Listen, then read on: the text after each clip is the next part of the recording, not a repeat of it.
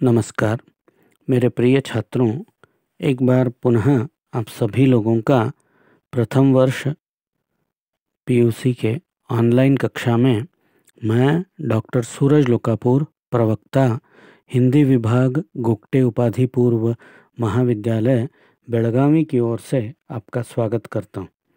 तो छात्रों, पाठ्यक्रम के अनुक्रमानुसार अब हम तीसरे पाठ पर आगे बढ़ते हैं। 2 पाठ हमने पूर्ण कर लिए हैं, उन पर सविस्तर जानकारी भी प्राप्त कर ली है। अब तीसरा पाठ है निंदा रस। अब लेखक परिचय आदि हम आगे बढ़ें उससे पहले हम देख लेते हैं निंदा रस शीर्षक का अर्थ क्या होता है, सामान्य अर्थ क्या होगा। निंदा अर्थात दूसरों की बुराई करना, दूसरों पर दोष लगाना, दूसरों पर आरोप करना या दूसरों को भला बुरा कहना। ये काम व्यक्ति या तो एक दूसरे के बीच ईर्ष्या के कारण करता है, ईर्ष्या अर्थात जेलसी के कारण करता है, या फिर मस्ती मजाक करने के लिए भी करता है। लेकिन लेखक का मानना है कि भले हम किसी उद्देश्य के साथ दूसरे की निंदा करें या बुराई करें या बिना किसी उद्देश्य के निंदा या बुराई करें, दोनों स्थिति में निंदा कर्म जो है, निंदा कार्य जो है वह गलत है। ये इस गद्य निबंध के माध्यम से लेखक हमें समझाएंगे। दूसरा शब्द है इस शीर्षक में रस। रस अर्थात सुख, आनंद। अंग्रेजी में रस शब्द को हम जूस भी कहते हैं। अर्थात रसस्वाद जो होता है वो मन को सुख देता है, आनंद पहुंचाता है। तो कुछ कुत्सित या बुरे भाव वाले व्यक्तियों को दूसरों की निंदा करना या दूसरों की बुराई करना रसस्वाद जैसा ही सुख या आनंद देता है। इस शीर्षक का यह अर्थ निकलता है। अब छात्रों, हम लेखक परिचय को आज का मुख्य भाग मानकर चलते हैं। लेखक हैं हरिशंकर परसाई जी। हरिशंकर परसाई जी हिंदी साहित्य जगत में हास्य एवं व्यंग्य लेखन शैली या लेखन पद्धति के जन्मदाता के रूप में माने जाते हैं।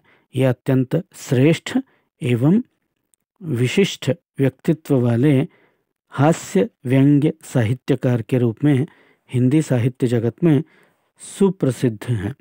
सुप्रसिद्ध हास्य व्यंग्य साहित्यकार हरिशंकर परसाई जी का जन्म मध्य प्रदेश के होशंगाबाद जिले के अंतर्गत जमानी नामक एक स्थान में 22 अगस्त 1924 ईस्वी 22 अगस्त 1924 को हुआ था। प्रारंभ से लेकर अर्थात प्राथमिक स्तर से लेकर स्नातक स्तर तक, ग्रेजुएशन लेवल तक, स्नातक स्तर तक की शिक्षा मध्य प्रदेश में ही हुई।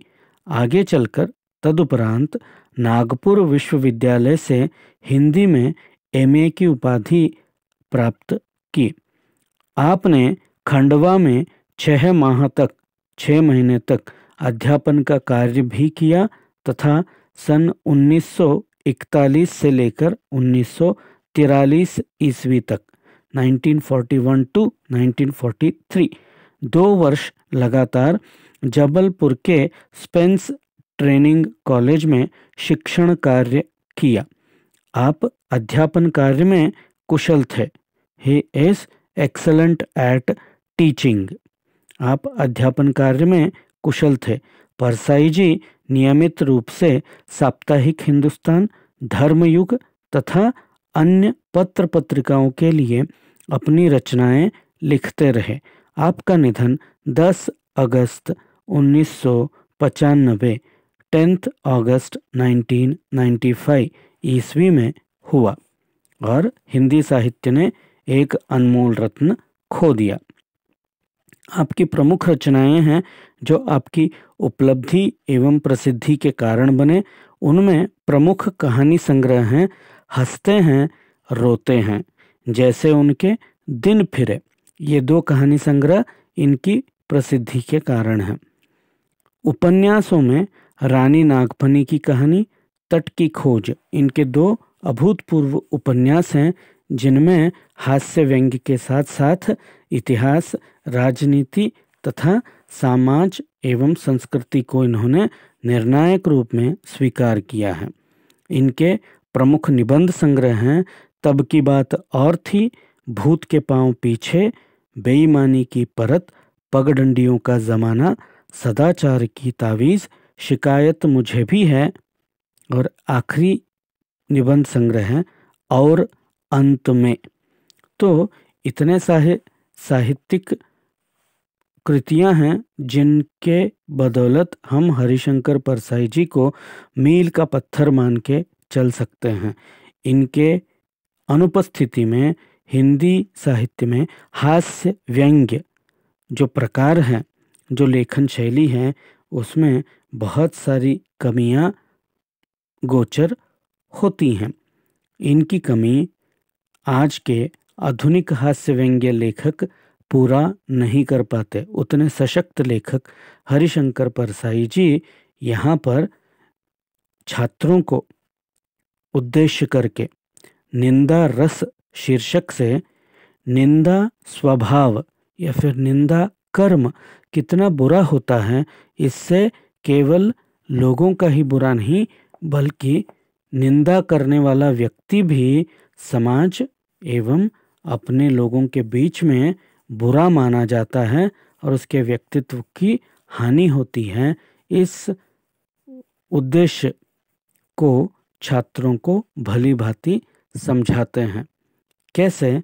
जैसे हरिशंकर परसाई जी स्वयं लिखते हैं कि प्रस्तुत व्यंग्य रचना निंदा रस एक सुंदर कलाकृति है, जहां एक दूसरे के प्रति ईर्ष्या भाव से लोग निंदा करते हैं। लोग निंदा कब करते हैं? एक दूसरे के प्रति जब उनमें ईर्ष्या भाव होता है, जेलसी होती है, असहनशीलता होती है, तभी एक व्यक्ति दूसरे व्यक्ति के प्रति निंदा करता है, दूसरे व्यक्ति पर दोष आरोप लगाता है। कुछ लोग अपने स्वभाव के वश अकारण ही निंदा करने में रस लेते हैं। तो लेखक का मानना है कुछ लोग निर्दोष होते हैं, वो स्वयं किसी से जलते नहीं, किसी को बुरा मानते नहीं, स्वयं बुरे होते नहीं, उन्हें दूसरों को बुरा बनाने या दूसरों के प्रति बुरा कहने में अजीब सा आनंद मिलता है, उनको रसस्वाद होता है, इसीलिए वो अकारण ही दूसरे की निंदा करने में खुश रहते हैं। और कुछ लोग ऐसे भी होते हैं जो अपने आप को बड़ा सिद्ध करने के लिए दूसरों को छोटा दिखाते हैं, नीचा दिखाते हैं, उनकी बुराई करते हैं अर्थात निंदा करते हैं और उसी कर्म में मग्न रहने लगते हैं। ऐसे निंदकों पर हरिशंकर परसाई जी ने इस निबंध गद्य के माध्यम से व्यंग्य का प्रहार किया है। हरिशंकर परसाई जी का मानना है मनुष्य के सहज गुण में निंदा वाला गुण भी आता है। मनुष्य के सहज गुण निंदा करने की जो आदत है उससे परिचित करवाना पाठकों को और छात्रों को, और यथासंभव उस स्वभाव से, उस गुण से अपने आप को एक व्यक्ति या प्रत्येक व्यक्ति कैसे दूर रख सकता है, इसका उद्देश्य उसके सामने रखना इस पाठ का मूल आधार है, इस पाठ का मूल उद्देश्य है। तो छात्रों, आज की कक्षा में यहीं तक हम देखेंगे और पाठ का जो मूल भाव है, मूल भाग है, उसे लेकर हम अगली कक्षा से चर्चा आरंभ करते हैं। तब तक के लिए धन्यवाद।